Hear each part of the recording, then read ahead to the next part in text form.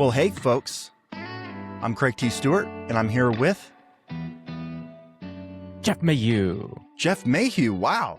And this is another episode of What the Book. Hey, Jeff, what was the book we were supposed to read? A History of the World in 6 Glasses.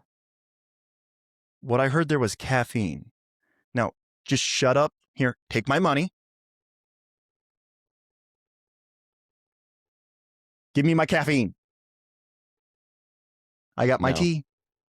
I got it myself. Don't worry.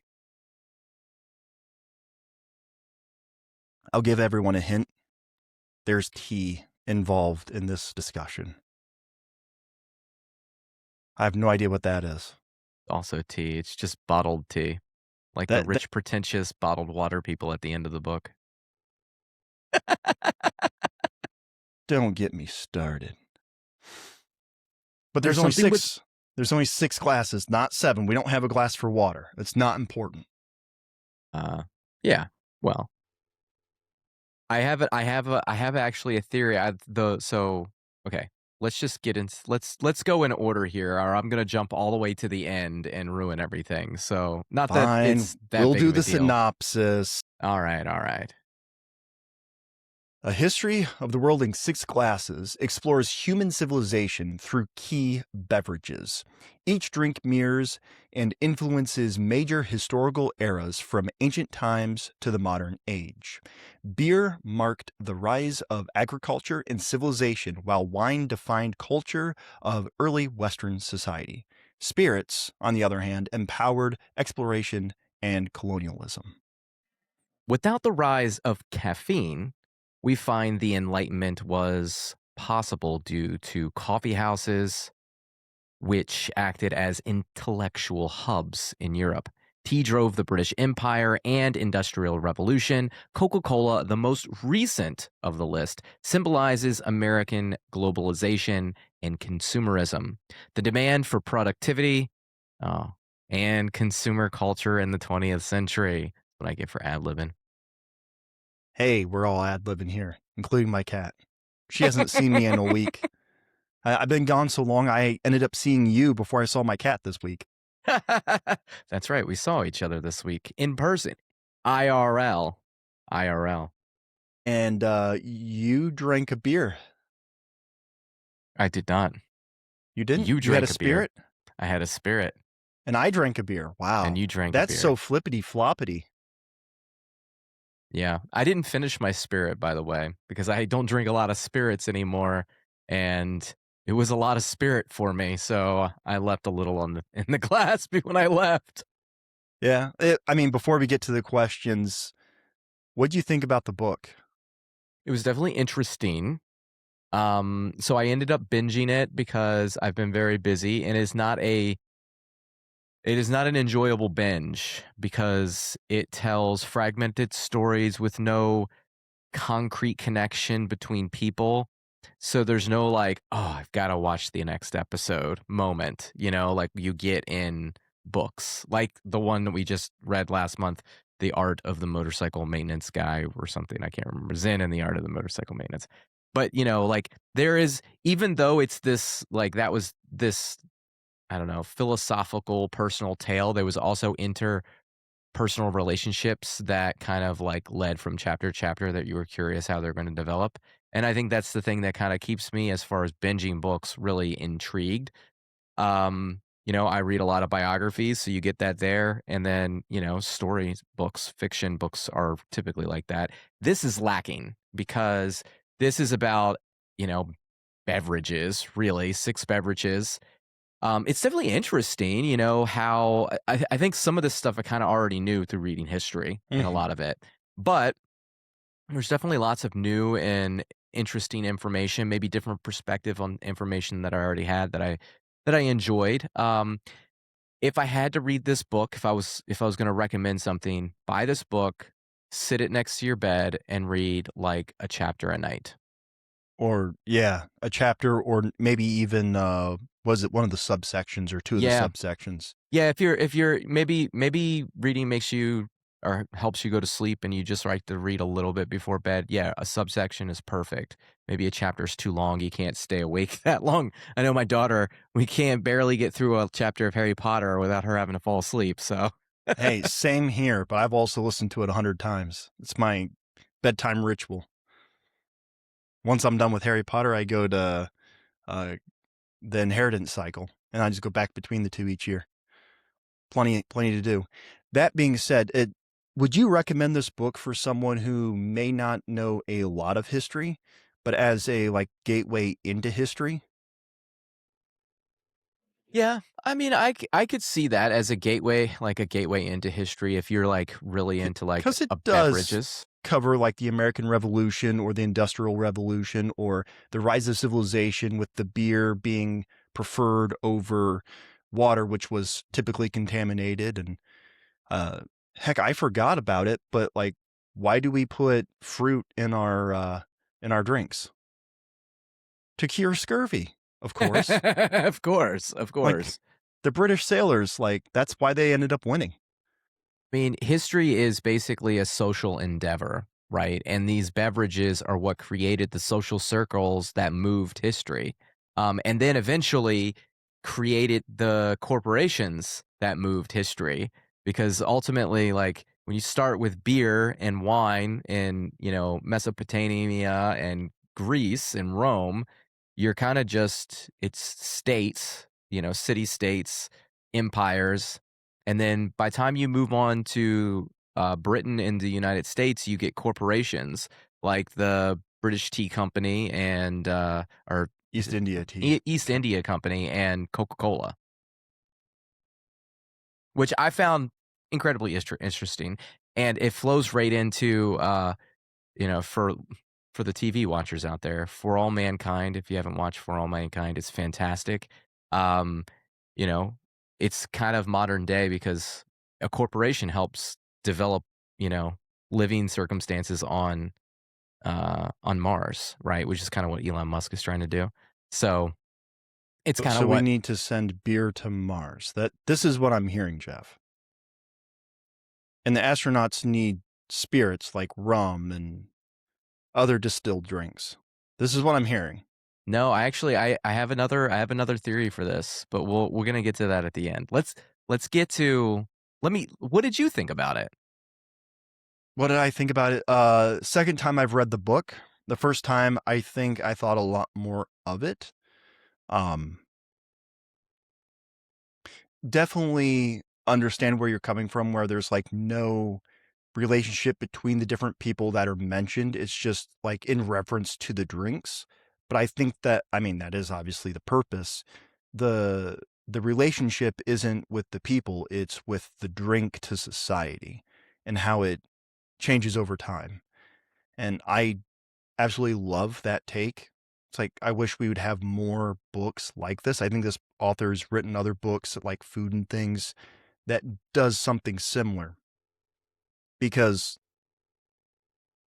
while Tom kind of paints the history through the drinking lens, a lot of times, probably more. When you read this book, if you don't know much about history, you might go, oh, we wouldn't have had the Industrial Revolution without tea. Not necessarily. Tea is just what was made cheap. It could have been coffee and it could have been a soda, but that would have came much later. It just happened to be tea and the British. It could have been coffee and the French for all we know, right? And the way he paints it is kind of like abstract, or it's not abstract, it's cut and dry. And there is missing context there. There's missing nuance, but it also drives the point home. Is especially with like Coca-Cola and globalization.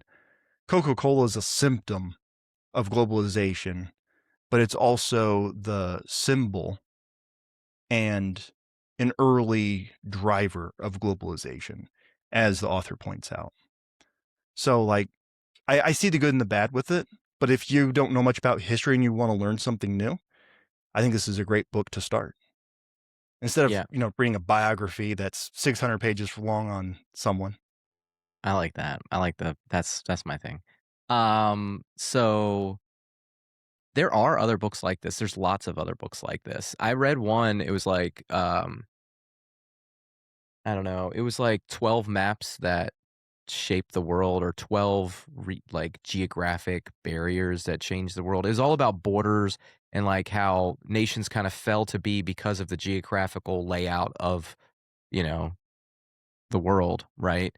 United States had it's here between these two oceans, right? It all became one thing. Britain's got its island, you know, trade routes play a factor. And it tells it through like just it kind of breaks it down like this into like 12 different maps or something like that. And I saw some other ones out there. It made me think as I was reading like the first couple chapters, they go into like paper and like the history of like language and writing and stuff like that. And I was like, you know, for our book podcast, it might for next season might be a good idea to find a book like this, but on like either books or writing. And I'm pretty sure there's a book out there on like papyrus, you know, like but I'm not sure. I can't remember. I know that there's definitely books like that. We just have to find them and maybe add them to the list. We'll have to take a look. We'll have to take a look. I'm not sure if I want to learn about paper though. I bet you it would be interesting. I there's several paper mills here in Ohio. I'm sure I can go work at one and find out all sorts of information. Yeah, but this will be way more interesting. We'll have to look at it. If someone in the audience happens to know of such a book, there's a comment section. And if there's not a comment section, then I don't know where you're at, because everywhere we're at, there's a comment section. YouTube, Spotify, and Substack, all three. You could also just add us on the Twix, Twitter X. Twix. Yep. The Twitter X. That's what you should just rename it. Put it back. Twix is a good one. I think Nah, there'll be some like copyright infringements or something on that actually, though. Twix would actually probably work, considering how it's SpaceX and XAI, and this is just X.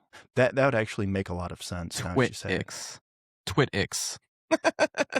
All right. All right. Let's get to the questions, Craig. Postix. Postix. All right.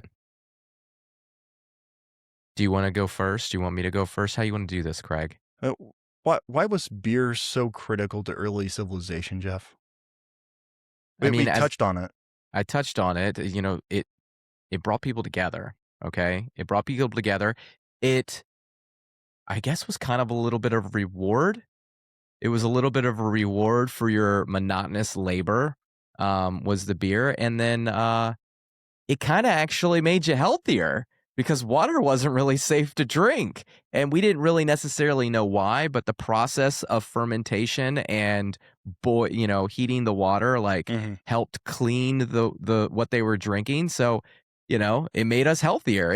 I you know, we think of it today, we're like, alcohol is poison. You are poisoning your body. But that is definitely not what they thought when they first came up with beer. Well, instead of fighting disease every single time I drink water, I can drink beer. I get calories. I get my water to stay hydrated.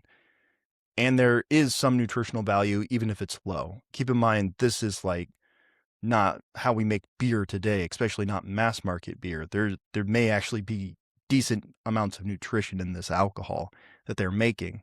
But what it does is it centralizes the tribes and it helps them stay in one spot. This is one of the reasons agriculture becomes a thing, right? Beer is sustainable and it makes you stronger. And so you can defend yourself instead of moving around and keeping away from the barbarians. It also is more or less a byproduct because your main product of agriculture is bread or similar. Beer and bread. Yep. Beer and bread. Yeah, I had something off of what you said there and I lost it and I got distracted, Ergot man. Or got. makes you high. I mean, was was beer the driving force for the agriculture, or was the agriculture create the opportunity I for beer? I think I think the natural going around finding plants and planting them and going around, and then you come back and you might find something that was aged, right? We see this. Is it monkeys or is it apes or is it gorillas? They'll bring bananas down and then they'll let them rot a little bit and then they'll eat them and they'll get that alcoholic high off of them. So, like, I feel like someone along the lines just did that with a bunch of excess and they're like, wait a second, this kind of felt kind of good. And then he got all of his friends to do it, kind of like Eve got everyone else in the garden to eat the apple, right? Uh, Joey got everyone to drink beer. Hmm. Interesting considering of where we're going to go with this later with wine, Christianity, and Islam. But let's stay here. Let's talk about the beer. Did it not sound disgusting to you? You must drink your Yeah, it beer does. through a straw in a communal vat. And And there's it gets lots of better every single time they brew in the vat. It's like a cast iron. yeah, I know. And there are floaty stuff in the beer that you're trying to avoid by drinking through a straw. That's fine. It's fine. Hey, you don't have floaty stuff in your tea? I prefer not, although my son made me French press coffee today and he didn't press very well. So I had some grinds in there. Afterwards, I said, "Oh man, look, bud, there's this." And he goes, "Oh, yeah, I probably didn't do this right."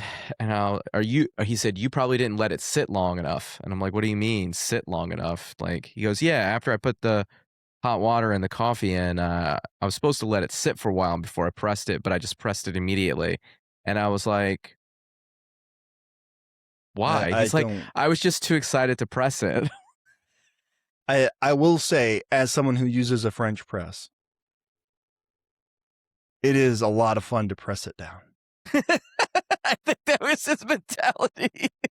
Especially if it's see-through. The one I currently have isn't see-through, and I stopped making coffee that way. I wonder why. When I Hmm. press it down, it's a lot of fun.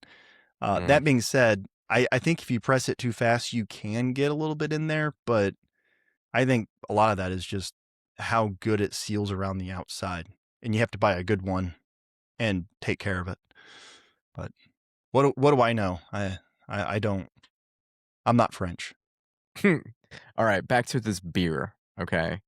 Uh, Yes, beer. I mean, it's interesting, right? Like, I mean, you get this beverage that occurs or is invented, and it groups people together, and it becomes this social gathering. Intellectuals kind of rally behind this as far as like, I don't know, I think it gets the people who want to be in a room together a reason to get in the room together, and then Mm-hmm. they start talking and sharing information, right? I think that's really like what makes human beings special from all the other animals. It's the ability to communicate in such a clear manner and write our information down and share it widely. And this was kind of the beginning of that, right? Because it was first getting people together and talk about it. And then we came up with a system of writing in order to share it even more widely because we realized how valuable it was. Mm-hmm. Crazy And that alcohol did all that. yeah, yeah, it kind of is. But then you have the people that get into the ergo and they try to make the alcohol stronger for various reasons, right? And that gets you what we have next, and it's wine. And wine is the primary driver in Greece. And one of the things that has always fascinated me is the cult of Dionysus and how they would get high. They would purposely spike their wine, and they would get high. It'd be fertility events, right, and things like that. I love learning about that piece of Greek history because of how fascinating it is and how many of those things come in later with Christianity and how that morphs and changes over time. But before I get too far, Jeff, this question is right up your alley. How did wine shape philosophical and social statuses in both Greece and Rome? All right. So it's similar to beer. It created an opportunity for people to get together. Now, what I found very interesting about this, the early onset with this wine is that, I think there's a level of inhibition that is removed when you have alcohol. And in Greece, they mix their alcohol with water. And it's, we talk about this reason and emotion all the time, right? I think too much wine creates too much emotion, right? Not enough wine, no emotion, Yep. right? So But wine you mixed still want with the water, taste. wine mixed with water allows your reason to still be in control of your emotion, right? But that emotion to maybe push your reason outside of what you see into something that you can't see, right? And were just talking about is like how sharing information and debating information helps civilization grow. This is that next step in Greece, right? It's the philosophical, you know, building blocks of government and freedom for regular people. It's where it's the birthplace of democracy, right? And it comes out of these symposiums, these debates. Symposia, yeah. Yeah, sorry. These debates, among Root the words. intellectuals. Words. Yeah. Yeah. The root words, yeah. But yeah, it's the symposias. It's the Plato's, the Aristotles, and all those people. They get together and they argue, and that was a thing. And that was all Greece. What about Rome? What changed when the Romans culturally appropriated the Greek stuffs? If I'm not mistaken, they started cutting back on the water. Mm-hmm. They And cut back so on the water and they started refining it, and it became a uh, elite status symbol. Like everyone right. drunk wine, but did you drink the good stuff? Did you get the good stuff? Right. Uh, and they started to lose control there at the end too. I don't know what happened. Maybe it was the lack of the It lack was of those. boundaries for their emotion. It was the barbarians in their beer. They were healthier than everyone else because wine doesn't have as many nutrients. Clearly, Clearly, that has to clearly. be. But wine becomes a center house for a lot, right? It's not just Rome and Greece, but it lasts what, over 1,000 years. This is the progress we make. We go from beer for the first few thousand years into wine. It lasts through Greece to Rome. That's a couple thousand years. And now we have like the Middle Ages, the time with Christianity. And it kind of stagnates where we just get better at making wine. But there are a group of people that were seeking what we can do more pharmaceutically, or how can we, make it stronger. You know what group that was? Do you remember?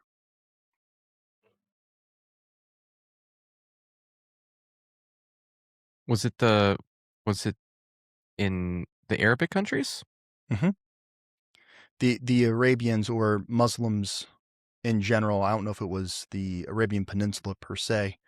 They created the distillation process, Yes. and they used it more as like a medicinal thing. And because Muslims don't drink, right? Um, so it was more of a medicinal thing. But then the Europeans figured that out. That was something they traded with, and this is where you get to the age of exploration. Yeah. You get to Age of Exploration and you get to spirits in the book. That is it. And spirits like rum, which was the big one. And so, Craig, how did distilled spirits like rum fuel exploration, trade, and darker chapters like the slave trade? Well, it's very simple. You go to Africa, you get slaves, you take them to the Caribbean where it's really awesome soil and weather to make sugar. You turn that sugar into rum. You take it back to Africa or Europe, or most likely Africa and the sailors, rinse and repeat. And part of your cargo is something else that's a money crop you take to Europe. But like, what did we really care about? We really cared about keeping that sugar process going, and we got better at it over and over and over again. Um, and why is that?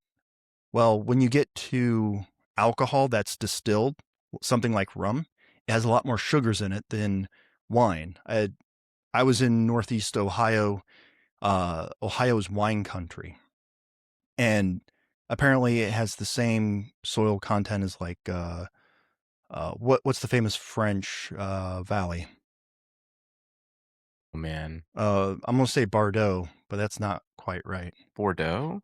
Is it the Piedmont? Is Maybe there right. Piedmont It Valley? it wasn't that. I don't But really know much in other about words, it. they have really good place to grow grapes. Apparently, I'm like, okay, cool. All And right, it's like I wine don't drinkers really out like there, wine. inform us. Yes, inform us. I don't really like wine, but I learned about something. It's like the relative sugar content or something like that, RS value. I really like ice wine because it's got a lot of sugar in it. But how they make it is they basically wait for the grapes to freeze and then they take them off. So they're basically already fermented and to a point where you may not necessarily want them. But if you do it right, you can get yourself some really good tasting wine as opposed to something like mead. But the RS value, the sugar in wine is very low. Rum, it's very high because you use sugar actually in the production of rum as opposed to just relying on the natural sugars in the grape. By consequence, you have a lot more energy. You not only get drunk, but you also have a lot more energy from that. You have a lot more calories. And what the British ended up figuring out, and I alluded to it earlier, if you add oranges or lemons to your drink, you actually get some additional nutrition that helps prevent things like scurvy or other deficits while sailing across the ocean, which is why the British ended up excelling. And this is, I forget the exact piece, but it's why they become men of the line, ship of the line. One is how they produce them, but then there was something for the sailors as well that was similar to that. Now, I don't remember off the top of my head. It's been a long week for both of us, but yeah, rum. Also, where'd the rum go? Why's the rum gone, Jeff? Well, hold on, real quick before I answer that. Let's just put so beer, the creation of beer created healthier humans, and the creation of rum did the same, but they also are both poison. This is a hard one to square. This might go back to our good and evil books. All of our like For what is good and your bad in the world. capacity, well, and actually the statement, your capacity for evil defines what your capacity for good is. Like the more evil that you could have with a thing, the more good you could have from it. Nuclear weapons, alcohol, your words, right? These are all very powerful things. Um, that being said, something I did forget, rum was actually a currency. Like it was worth more than silver and stuff.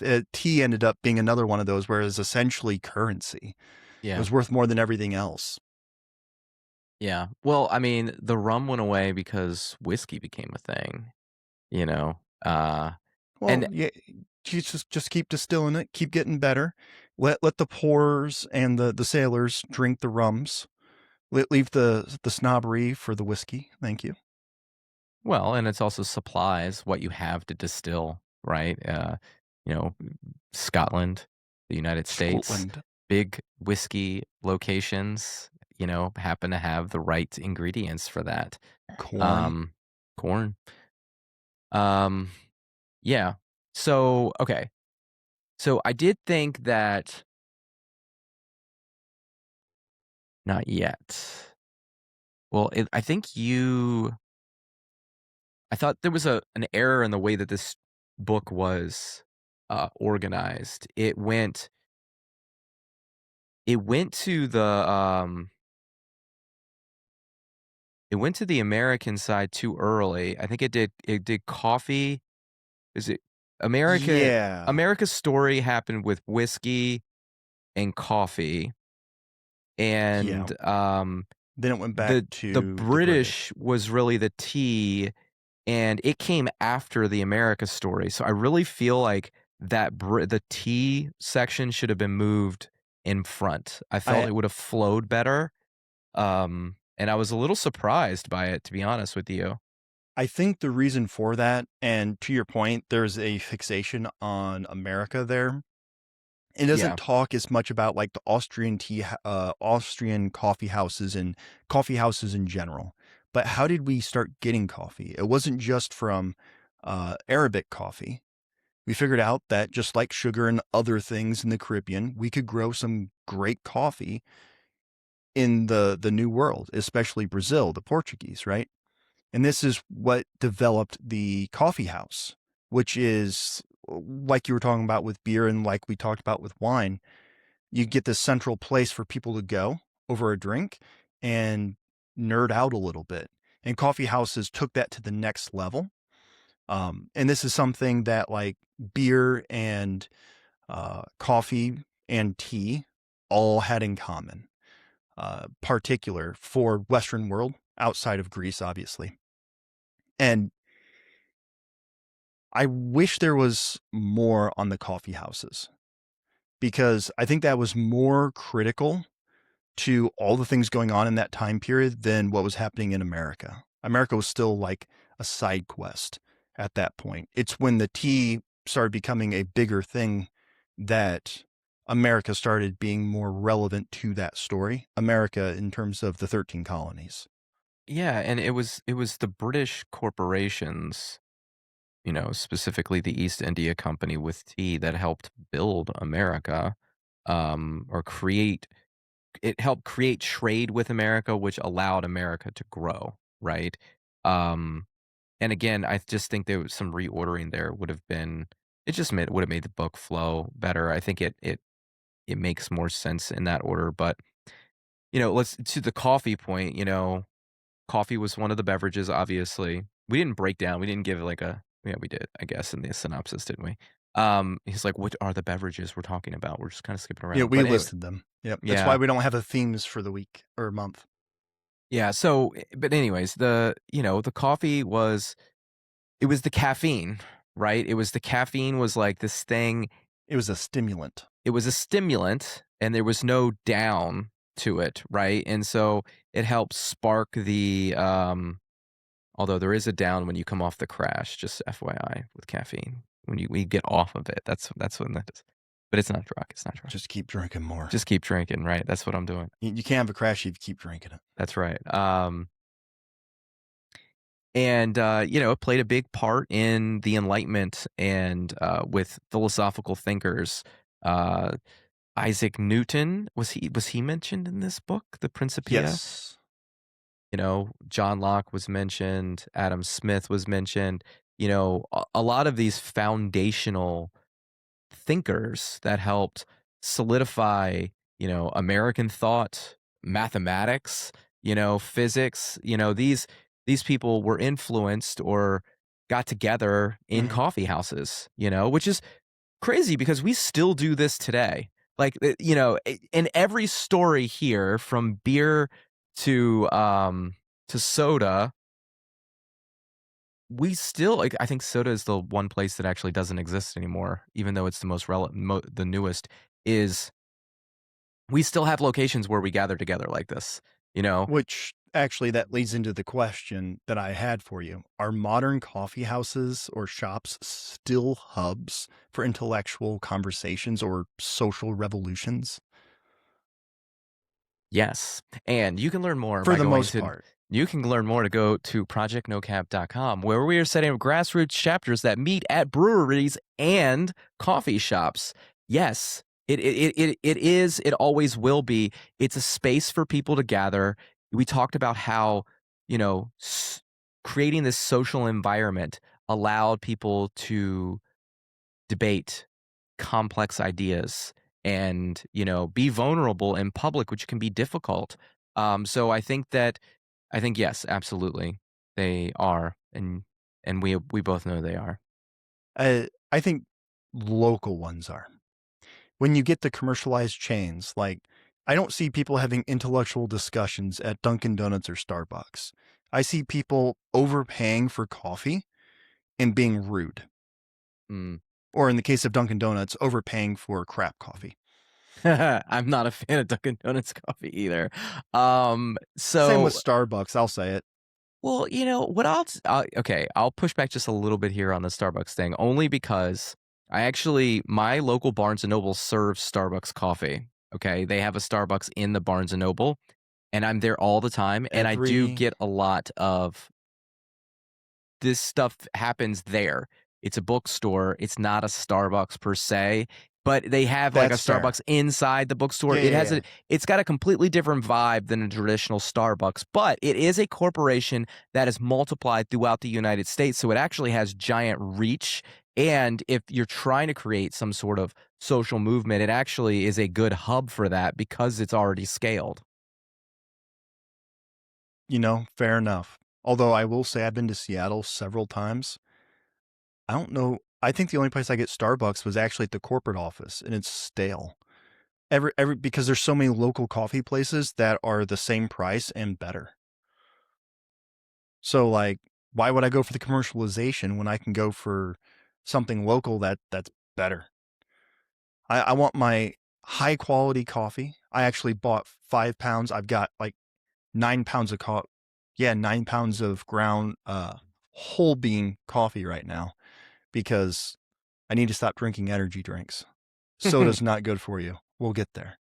But you touched on something. American Revolution occurred by people going to the top, the second floor of bars, like Samuel Adams, so on and so forth. Like this drinking, whether it was beer or whiskey or coffee or tea, was how the American Revolution even happened. Without that, would we have had people that would have all gotten together and got stimulated with their caffeine and decided, let's write a nasty gram to Great Britain and see what happens? Well, I mean, in a lot of regards, it was because they were taxed on those same beverages. Which is And talked about. And I and totally forgot about the molasses tax. yeah. And so, and these beverages were a source of livelihood for a lot of these people. Mhm. They this is how they made their living, right? And now they couldn't make their living because they were being taxed. I found this very interesting. The taxes were now no longer a way to regulate trade. They were now a way to generate revenue for the government, right? Which we hear a lot about that in the news today. It's like Strange. we use tariffs to generate revenue. Is that what the purpose of tariffs are for? But like that this got Americans up in arms 150 years, 200 years, 250 years ago. It This was year, 250 years literally ago. it literally Well, got them up in 253. arms. Right, yeah. Because 1773, do math. We can do math. We swear. Well, sometimes we can. But I mean, it's kind of like it emphasizes the purpose of government. The government is kind of there as this balance beam almost like justice, Mhm. like to create to allow people the best of people to happen by creating basic rules and structure. And when government starts to become a self-fulfilling endeavor, like what you were describing with the slave trade, like what we're talking about with raising revenue, people get frustrated. And because of these things exist, there is a mechanism for them already built in to get together, talk about ideas, organize, and make change. Yeah. And it just now occurred to me why coffee comes before tea. The story narrative wasn't necessarily there, but coffee comes first chronologically. We started making coffee and centralizing the intellectual discussion to coffee houses first throughout Europe. But it was Britain basically dominating and going to China and India to make their own tea and make it so cheap. At the same time, having technological advances that coincided for the Industrial Revolution, which comes after America's founding and so on and so forth, because it's the 1800s, not the 1700s. Um, that it makes a lot more sense now that I think about it when it's like that. But Was there anything else you want to say on coffee, or are we going to jump over to tea? Let's get right to tea.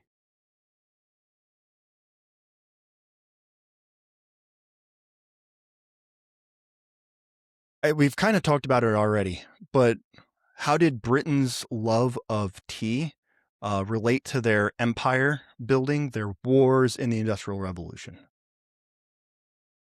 Well, we definitely have mentioned this already. Obviously, the East India Company was a big factor in this, building the And the corporation Opium Wars. and the Opium Wars, which I And think we're still living with the results of that today. I think China still feels the pain of this and feels like they were taken advantage of, century and of humiliation. and they're still trying to, you know, I don't know, not make amends, but like I don't know, reshape the past or I guess they feel like they were under somebody's thumb and they feel like they want to be the thumb now. And I think it has a lot to do with that moment in time. Um anyways, I'm a little off track now. Sorry. Back to the I've got. Oh, I'm sorry. If you actually have something to say, I've got the book. I wanted to go bring up ahead. some standout lines from this section. Go ahead. Go ahead. This is some Dutch doctor, Cornelius Bonacote. He declared, "We urge every man, every woman to drink it every day, if possible, every hour, beginning with 10 cups a day, and subsequently increasing the dosage as much as the stomach can take. People who were ill, he suggested, should consume as many as 50 cups of tea a day. He proposed 200 as an upper limit." He was honored by the Dutch East India Company for his help in boosting tea sales. Yeah. This stuff was sold as medical remedies, right? And we already mentioned how beer and wine actually, or beer and spirits actually made, and kind of wine too. Although I don't think we mentioned it, they all made you actually a little bit healthier based on the circumstances that you were living in. Adding it to your diet was a net positive as opposed to a net negative. Um, and tea a little bit too, but maybe not as much as they were selling. Tell me more. I don't remember more. Actually, no. I have a vague memory of this. I'm sorry. I binged the book today and yesterday. I mean, that's fair. I finished half of it yesterday. Today's Saturday. Yeah, yesterday. Yeah. It was a short flight, but I got it done.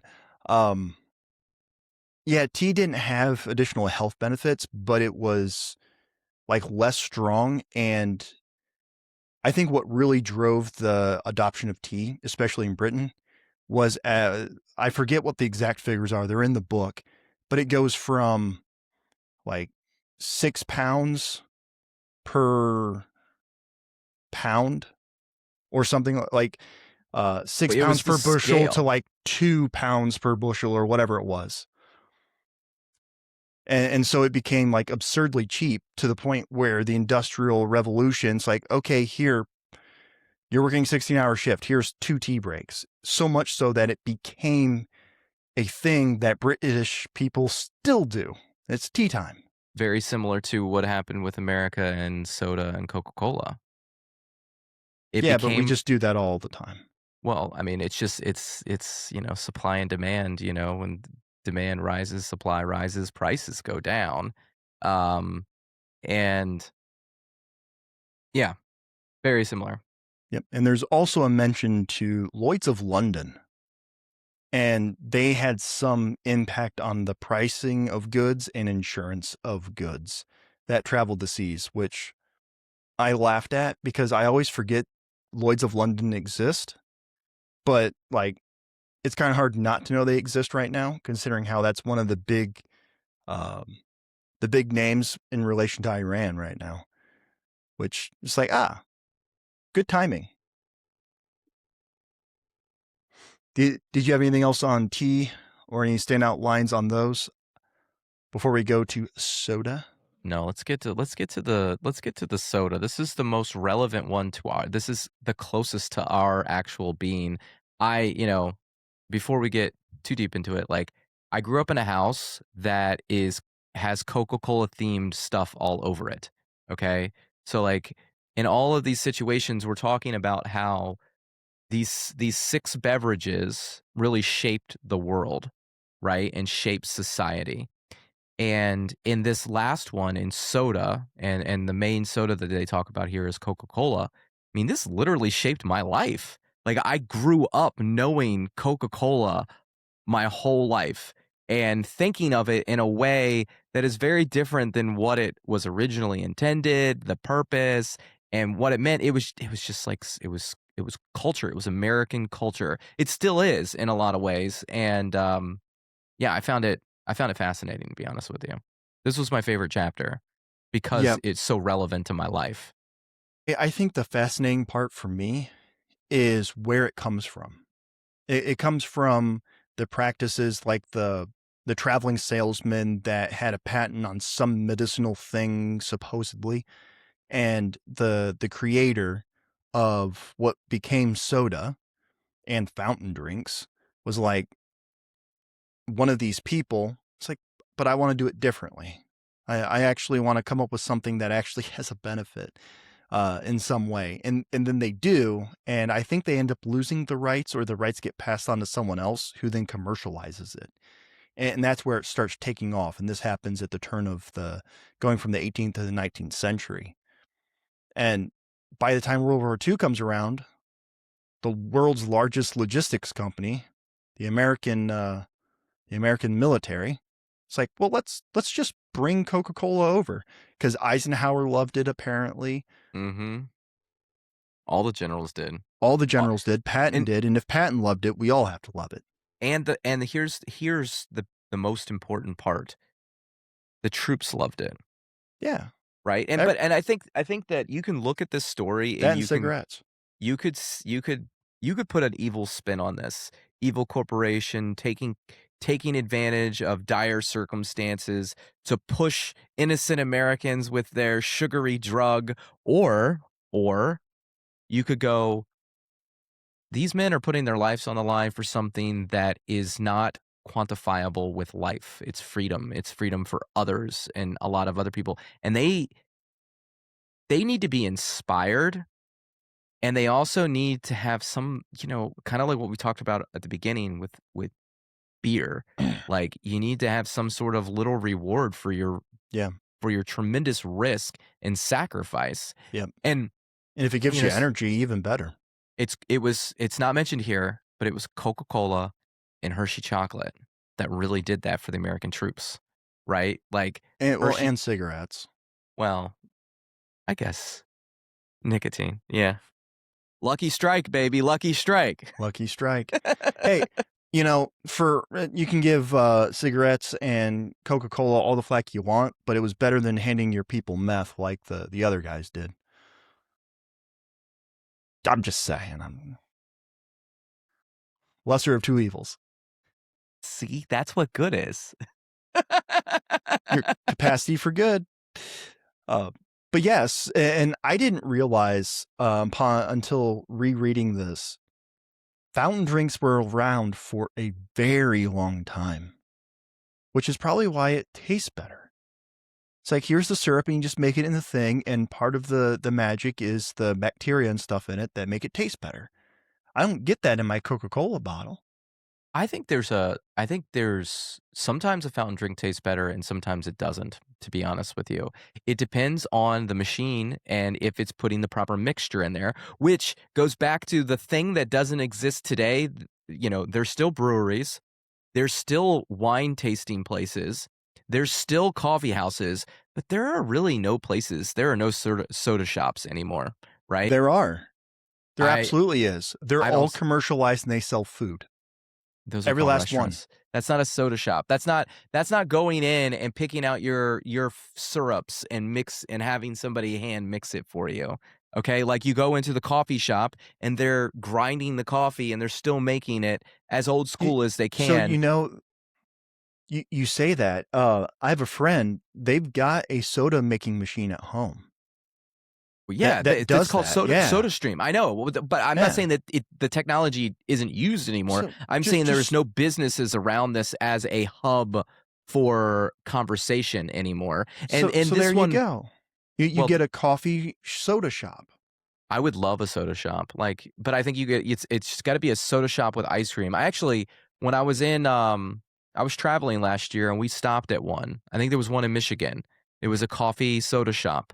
It was like had an old school, soda jerk there, which was interesting. But you just don't see a lot of them anymore. And to your point about what you were talking about with was it Pemberton, the guy who invented the Coca-Cola formula.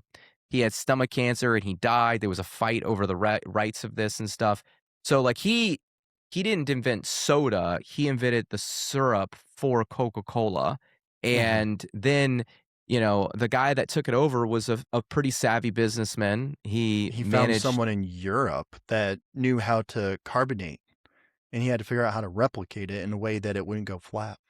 Right, and then he licensed the bottling rights instead of just doing it all himself, which, helped scale faster because it put It skin in other people's hands, it's still so that business model today. yeah, exactly. It's so Um, good, it's still that same business model. how did Coca-Cola become a symbol of American freedom, cultural influences, and productivity worldwide? We kinda touched on it, didn't we? We we started touching on it with World War II, but after World War II, Coca-Cola was just kind of paired with wherever the US military went or had stayed, and it slowly bled into local countries. It so much so that, like, the Soviet Union, there's some guy in the Soviet Union's like, "I love this, but I can't drink it unless it looks like vodka."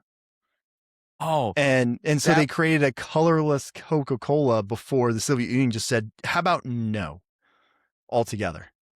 you know what this made me think about when I read this, right? Did you ever Pepsi Clear, Pepsi Crystal? You ever hear so Pepsi came out with this in the 90s or the 80s. It was Pepsi Crystal. It was a clear Pepsi drink. It was tasted like Pepsi, but it was completely clear. Which I do remember that. I just didn't know that was the name.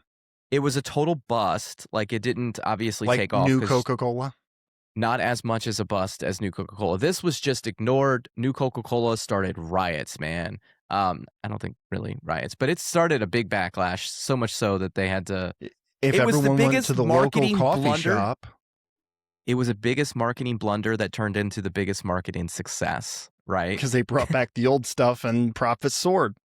It was kinda like it makes me think just a little bit about, like, Tom Sawyer and Huckleberry Finn when they, like, fake their death and they're above and they're, like, watching everybody be like, "We loved you so much, just come back." That's what it was like when New Coke came out. It was like, "No, the old Coke is dead, bring it back," and then they were actually able to bring it back. Yep. But Coca-Cola expanding to all these other places and then the branding, right? And if they tied the branding essentially to US military, which tied it to the ideals that the US military supposedly brought to the places they went. And that's how you get this concept that ties it all together where Coca-Cola is America. It's kind of like right now, if we go to war with someone, well, we can have a McDonald's there within less than 24 hours. We Like McDonald's already is that have a other, McDonald's there. yeah. There's McDonald's in Tiananmen Square or, name the place. It's like these are all similar concepts to the same thing. And it's like, what truly says America won or America is winning the hearts and minds of your people than if you're consuming our products? Mm, And mm. then you also have the productivity thing. I don't know anyone in my industry of the tech industry that doesn't have coffee or soda 24/7. And soda we can extend to energy drinks because those are carbonated beverages. So Yeah. So that gets to the end, right? Then the at the end, the epilogue, they kind of he's like, "What's the next beverage that's going to shape the world?" And the author says water, but he says water for a very different reasons than all the other were. mhm. Do you know? This book Did you was pick up written on in that? 2005, Okay. so it's at the same time. But yeah, he said it for a very different reason. Um, He said it like oil. It's going to become scarce like oil, but which and is the common reason. right. Um, but I guess it doesn't even fit in the narrative here because, like, that's something completely out. I think it's That's not what he possible. says. Go ahead. What else did he say? So he says like one is going to be hard to find, but right now it's not hard to find. Everyone's buying bottled water and they prefer it over tap, even though half the bottled water made comes right out of someone's tap. And I think that's changing with microplastics becoming a bigger concern for the general populace. But it's like a Everybody social carries around status that a I have Stanley now.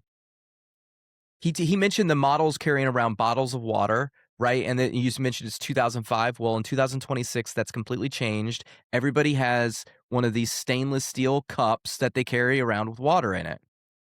or aluminum that you got when you get your hotel room. Got 2 for free, complimentary. Cost me an arm and a leg, but you know. Yeah, so he had a different spin in that way, and it kind of makes sense because water is super cheap in a pure form that's good for you. Way more than it used to be throughout all of history, even though it's still more expensive than other drinks per ounce. When you compare like bottled water to soda, at least in 2005. And I thought that was interesting. And I wonder what the math says today. I didn't have time to throw it into Grok to find out, but I'm sure that number has changed. But I but it doesn't make sense to me as being the next thing because it doesn't bring people together. There's no social aspect. In every other one of these, there is a social or organizational aspect. Coca-Cola being or soda being different than the rest in the fact that it didn't really like cultivate ideas at like a coffee shop type location, but it did organize American infrastructure around the world during the war, inspire troops, all those things. Um, so I I have a different theory here, but go ahead. yeah, my theory is like looking back in the last 20 years since this book was written, like bottled water is still a big craze, but it's energy drinks, concentrated caffeine drinks of any kind. But you could also say like Poppy, I think is what it's called, right? The healthy sodas The healthy sodas. Yeah, but or where are you gonna get a sparkling water. You get sparkling water is getting bigger now, not just bottled water. I think it's carbonated beverages. That's the next evolution. And right now it's a push towards making it more healthier and also concentrating the amount of caffeine. But we've seen that with a lot of things in the last 25 years. Like, oh, you want some weed? Well, we can get you the most concentrated stuff you've ever imagined, way more so than they had 50 years ago. Same thing with caffeine. I can OD on caffeine in 2 drinks. That's where I actually go with it. It's soda is one thing. It's the weed. It's the THC, it's the CBC. That's the drug that'll be in the drink that is the next thing, They I already think. have that I know. infused. Yeah. Well, that's what I'm saying. But like, I think at some point in time, with as laws change, which you've already seen in a significant change in the laws in the last 15 years to expand these markets, you're going to see more businesses pop up. You'll see something that balances that what you were just talking about, like that crazy concentrated thing that just knocks you out versus the thing that's actually like manageable More and energy and more relaxed. more If energy, you more can relaxed. mix it. Yeah. Right. It's something that's much more along the lines of like a mix between the caffeine that you get from coffee and tea and the like uh I don't know, the inhibition you get from beer, right? Like some sort of like balancing mix between that with the THC and the CBC and or CBD and you get that in some sort of beverage that's served at a special like business, right? Because Dispensary. well, I think that I Distillery, dispensary, Well, I brewery. mean, yeah, kind of. I mean, but that's the point. It's got to have some sort of drug in it. That seems all of these things have some sort of drug in it, and it's got to bring people together in some sort of social environment. And I don't think water does that. I don't think water fits the path here. So I think it's got to be something different. And I think energy drinks have been out for quite some time. The healthy soda revolution is great for people, but I don't think that's going to create a social aspect to it. I think the THC CBC, because it'll have laws that constrain it, which will make it desirable for certain groups of people. That's where you're going to get the social aspect. Yeah. Well, I think coffee shops are making a comeback. I agree. I spent a lot of time in coffee shops, and I think I didn't because realize how people are many there reading, were in Central Ohio, and maybe they weren't here 8 years ago. I don't know. I think it's because the laws loosened up on being able to like open up a coffee shop, get access to coffee beans. All those things were made It, easier. yeah, there's a lot of startups that can. Well, and that's a big thing right now on YouTube. Like, you're not going to make very much money on YouTube, but you could sell coffee that's branded just for you. Everyone's doing it. Why not you? Well, where's my no cap coffee? My no cap coffee. Where's my NCC? Unlimited caffeine. Where we at? I want it now. It's not happening right now. Here's my money. Um, I do have a standout line that I think summarizes Coca-Cola and like that entire last section of the book. It's on page 225. The rise of America and the globalization of war, politics, trade, and communications during the 20th century are mirrored by the rise of Coca-Cola, the world's most valuable and widely recognized brand, which is actually iPhones now, right? Which is universally regarded as the embodiment of America and its values. For those who approve of the United States, that means economic and political freedom of choice, consumerism, and democracy. The American dream. The hegemony of global corporations and brands, and the dilution of local cultures and values into homogenized and Americanized mediocrity. Oh, I missed the line. The American dream, semicolon. For those who disapprove, it's all those bad things that I said. The ruthless global capitalism, the hegemony of global corporations and brands, and the dilution of local cultures and values and homogenized and Americanized mediocrity. I need more caffeine. Mm. I mean, it's what is life? It's good and bad. What's your perspective on things? Here's my question. Is it doing more good? Has it done more good for the world than bad? Right? Everything. I think in the 20th century, it's done more good. The 21st, I don't know. I think it's becoming irrelevant with in the information age. Well, I think you're just transferring the power from one place to another place. But they're kind of trying to do the same thing. They're trying to create community and structure and organization and prosperity Oh, for a lot of people. so just create Soma. Have we read that book for what the book? Apparently not. What's the book? So there's this book. It's called. Hey, I said the thing. There's this book. Aldous Huxley wrote it. Oh, It's got A Brave New Soma. World? Yeah. Okay. Yeah. No, we Everyone have not. drinks Soma. It keeps everyone in line.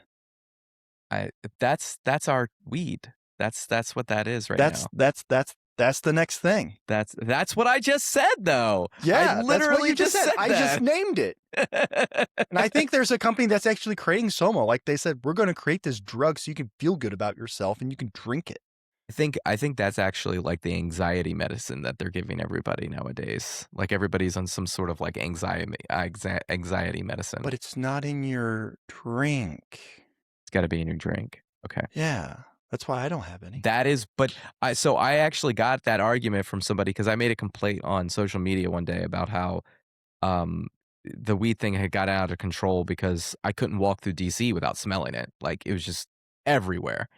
And the guy's like, "You're just judgmental. What about all the people with anxiety? They need it." And I'm like, "Look, when you've gotten to the point where you need something to survive that didn't come from your own whatever." Yeah, then I think you've my, lost. You got to touch some you grass, like lost you said. you You lost the lost the plot. plot. I, last year was really rough for me on this front. Like I thought I was having a panic attack at one point because of work, and all it really was is taking a deep breath and taking some time for myself. And that can come in many forms. It could come in gaming or like a nice chill game. It could come from just taking a week off and watching TV or meditation or yoga or road trip. Like all these things allow you to decompress. If you don't take time for yourself, you're going to have anxiety. If you don't sort out what's ever going on in your head and find a way to get it out, whether you're writing it out like I would, I think you write it out as well, right? Then yeah, it's just going to linger. And you're just going to cover the symptoms up a lot of times. And with we just talked about it, right? With the modern society, with our drinks that are all caffeine, the last three drinks were caffeine: coffee, tea, and soda. It's all caffeine. We're hyper energized. We're America's supposedly the most productive society per person. Now you have AI, which is making us even more productive. I had a mixture of experts tell me that I'm doing the work of 3 or 4 people right now. I'm like, I don't know if I believe that, but I'll take that. I need a good pick me up. Makes me feel a lot better about being my head against the wall for 12 hours a day for 5 days a week. You know what? And we're going to give you an ice cold Coca-Cola at the end of the day too. That'll keep you motivated as Nope. well. They don't even things I can't say. Let me put it this way. The coffee on the floors in the corporate offices is always stale. I'm just That's a saying, bunch of nonsense. I'm just saying, give away some Coca-Cola, man. That's what they did to the war. Coca-Cola and Hershey chocolate, man. I tell you what I love? I love Coca-Cola and Hershey chocolate. And Coca-Cola on ice. Every time I have a Coca-Cola on ice, which I don't drink soda anymore because I like quit it in my 20s because it made me feel so bad. And after I quit it, Yeah, it's not good for you. it's not good for, and I was drinking way too much of it. But every once in a while, I'll get a Coca-Cola and I always pour it over ice. And I'm transported back to my grandfather's basement. Black and white TV, John Wayne movie, him sitting in his recliner in like a white t-shirt with his suspenders and a glass of whiskey, right? Right, you Like had the suspenders. Yeah, you dressed up like him for Halloween one year. I dress up like him every year for Halloween. Do you? I do. I do. Yeah, I guess that's true. Yeah. So, all right. I think we're done with this book, Craig. Did we I cover think everything? we're good. Do you have any standout lines? Anything that you wanted to bring up? No, I didn't have any standout lines. I had a couple things that I marked, which I brought up the taxation thing during the American Revolution and whatnot. I actually had way more tabs than I thought I would, I didn't have very many. but it's just the random facts that I marked that I squirrel brain. It might end up in a writing thing somewhere. It's like there's that thing about something, and my character's going to reference it. I need to go find that book that tells me the thing to reference. As I shake everything doing that. All right, What's the next book? Oh, I beat all you right. to it.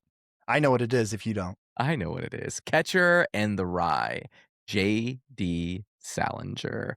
So I have never read this book. I have always wanted to read this book, and I am excited to read this book. Let me give you a spoiler. It's about baseball and making bread. Huh? I thought it was about the guy who killed John Lennon. It is. It absolutely is about something not what I said. But it's like Zen and the Art of Motorcycle Maintenance. Baseball and the art of making bread. Like, there's Holden the theme. Caulfield, the all-American boy, right?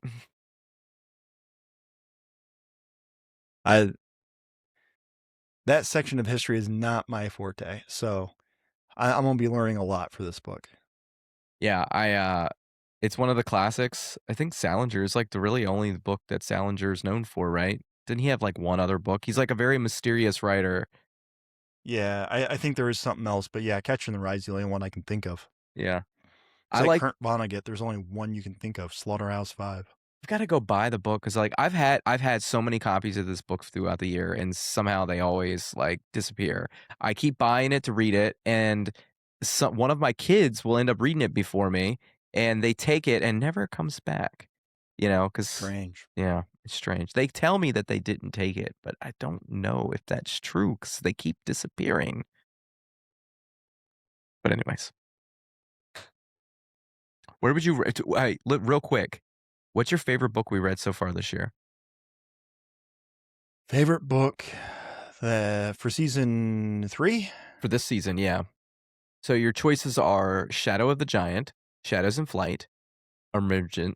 You can't even pick that one. It's your book. The Quiet American, Man in the High Castle, Mere Christianity, Zen and the Art of Motorcycle Maintenance, and the book we just read today, A History of the World in Six Classes. I think Shadow of the Giant.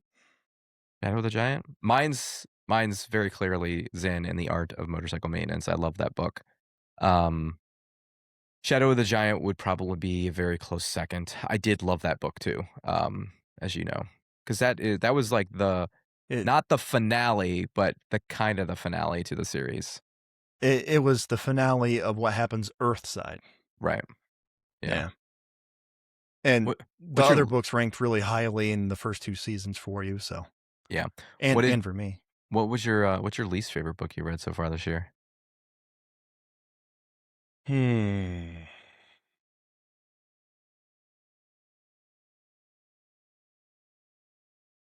I don't know. I might say The Quiet American, Yeah, I figured you simply would. because nothing about it really stuck out to me. Like, there's some good moments. I don't mind having read it. I'm glad I read it. But when I look at all these other books, like, yeah, I'll read them again. Shadow of the Giant, Shadow in Flight, Emergence, Fall of the West, I will read that again. Man in the High Castle, I'll probably read it again. Mere Christianity, I'm going to read that again. Zen and the Art of Motorcycle Maintenance, I need to read that again. History of the World in Six Classes, So I and that maybe that might be my least favorite. Maybe not The Quiet American. so I'm What gonna about put you? those two same thing. I'm right there with you. A Quiet American. I got a little bit more out of it than you, I think, just because of the Vietnam situation, and I was studying Vietnam last year. But overall, I mean, it just wasn't that good.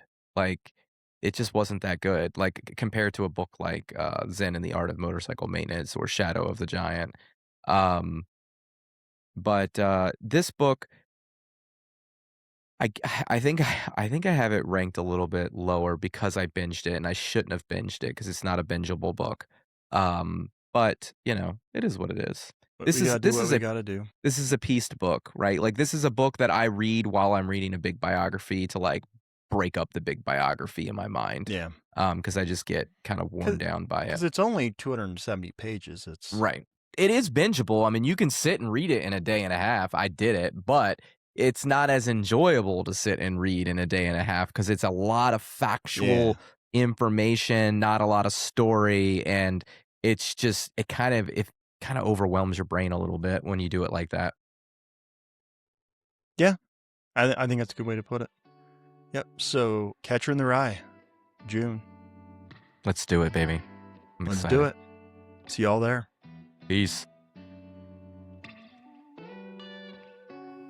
Well, that's all we have for now. Let us know in the comments what stuck out the most to you. We'd love to hear from you. And for those tuning in on Spotify and Substack, please like and share. For those on YouTube, kindly give us a thumbs up.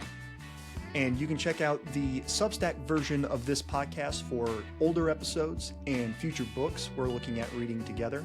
And you can find all links for What the Book at craigtstewart.com. With all that said, have a good one, folks. Peace and love.